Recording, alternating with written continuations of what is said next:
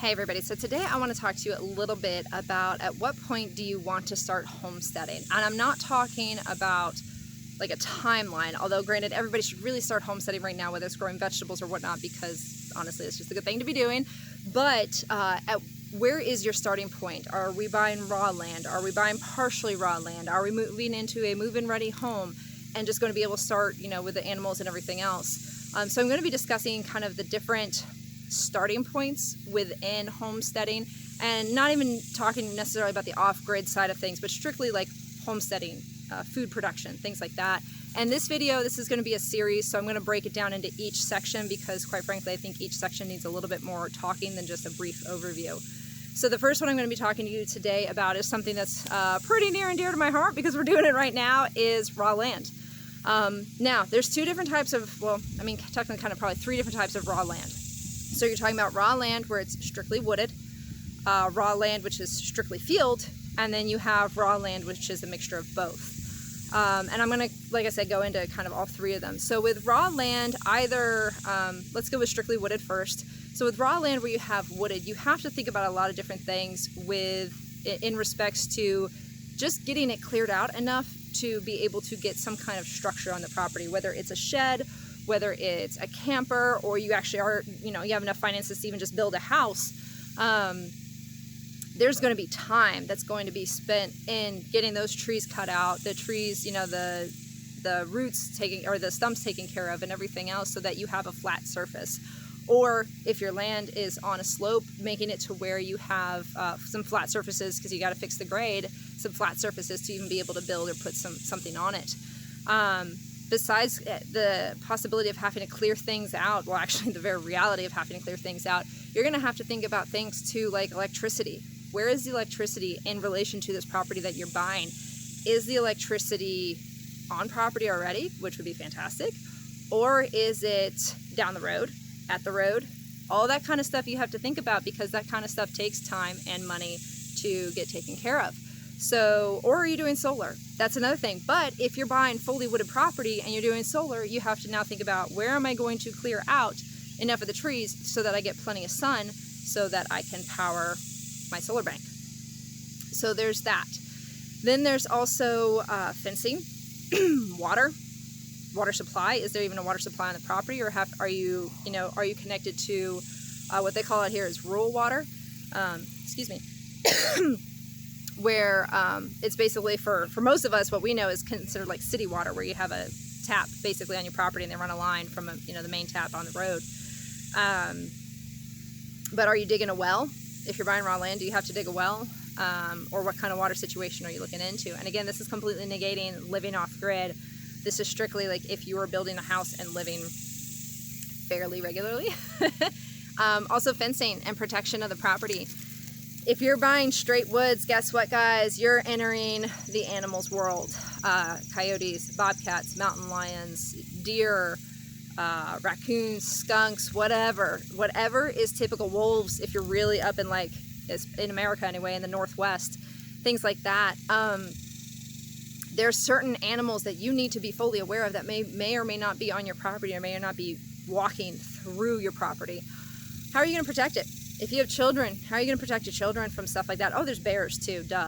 But how are you going to be able to protect your property and things like that? How are you going to be able to protect any livestock that you bring on the property? And guess what, guys? Deers love gardens. So how are you going to be able to protect your garden from those kind of critters?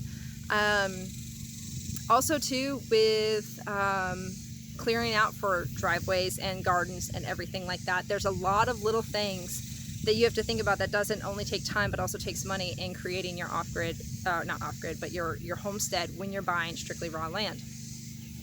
Then you have the aspect of buying, excuse me,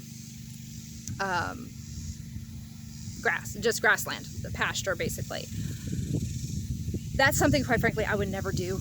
Trees are way too important and way too valuable to a homestead. I would never buy just straight pasture, period, ever. It's going to take a really long time. Even if you put trees on the property immediately, you're looking at probably potentially at least 20 years before those trees are of any use to you in the way of shade and things like that. Like regular oak trees and things like that. But If you're buying raw pasture land, again, same things as woodlands with the power of the water and everything else, and same with the protection, because guess what? Animals still come through grass, pasture land too. But with that, it's even more important in a sense too to think about the water situation, because if you're in the middle of summer and you're anywhere where it gets warm or hot, you're essentially baking in the sun. And if you're just putting a structure like a shed or even a camper on your property and you have nothing but pasture land, how are you going to keep it cool? How are you going to keep it cool in the summertime when it's, like right now, 90 some odd degrees? Or in the wintertime when you get down and it's getting snowy and everything and you're getting down below freezing, what are you going to do in those kind of situations to keep your home that you're living in insulated? So those kind of things to think about. And then you're talking about the mixture of where you have partial pasture and partial woods. That's what we have here, and that is like the best thing ever, to be completely honest. We got really, really blessed when we got this property to have that basically perfect split between pasture land and woods. But still, you have to think about electricity. How are you going to get electricity on the property? How are you going to get water on the property? We learned very quickly when we moved onto this property, because basically the spring is mud season because it rains so much, that my vehicle, my Suburban, could not get a foot down the driveway during mud season because the clay would get so wet and so squishy, I couldn't move my vehicle at all. And we had a fairly solid driveway. Like, it was very well packed clay, but it had just gotten so wet that I couldn't move my vehicle. So we have to put rock down for our driveway. And it's one of those things that even that right there is going to cost you money. I mean, just for one load that we got, it was $315. And it's only like 150 feet of rock, or 100, like depending on like how thick you want it to go. And guys, we have a quarter-mile long driveway. 150 feet is nothing. So we have probably about $5,000 worth of rock that we have to buy in order to get our entire driveway covered to where I can drive it in the springtime. And I don't even know about winter yet, because this will be our first winter on the property. So those are things you have to think about too, is access on your property, ease of access. Do you have the ability to get on and off your property easily in any time of any season, whether it's spring, summer, fall, winter, anything like that? Can you get off and on your property easily? And then also too, with the property, with the pasture, having pasture land and woodlands, if you are going to be building, you do have to think about where you're going to build that house if there's not already a house on the property, because do you want to use your pasture land? Like for us, we don't want to use any of our pasture land that we have because we want that for the livestock. We're not building in the pasture land whenever we get to that point. We're going to be building up in the woods, up the mountain a little bit. And not just because it's going to be a much better view, but because pasture is way too valuable to us to be using it up to build a house. So that's something to think about, guys. In all those situations, it's basically some of the same big things. Your fencing, how are you going to get fencing on the property? How are you going to protect your property? How are you going to get electric to or on the property? Same with the water situation. And like I said, we're not even talking about off-grid, because you can do all that stuff off-grid. You don't have to be connected to the grid. You don't have to have solar or whatever. But it's things you have to think about, because if you're buying raw land, it's not just move-in ready, like if you're moving into a house. So if you've never done anything like this, which this is a first for my husband and I as well. I mean, we've done homesteading type stuff for years now, but we've always had a house to live in. At the same time, we were always renting a house on the property we were leasing. So this is the first time we've had that camper on the property, and that's what we were living in and everything like that. So that is things to think about, guys. That's something to think about even too when you're buying the property. Okay, so you can afford X amount for your property. Well, do you have any extra funds then after that point for your electric, for your water, for your driveway, for your fencing? Because guys, fencing is expensive. Even if you do the metal T-post, they're still, depending on where you live around the country, $3, $4, $5. And if you're living on 20, 30, 40, 50, 60 acres and you need to fence that in, that's a lot of money. So those are things to think about when you're buying property, is not only buying the land itself, but the basic infrastructure that's going to go into the property that will make you feel both comfortable and safe. And obviously for each person, there's varying levels of comfort, so it doesn't even have to be the same thing there.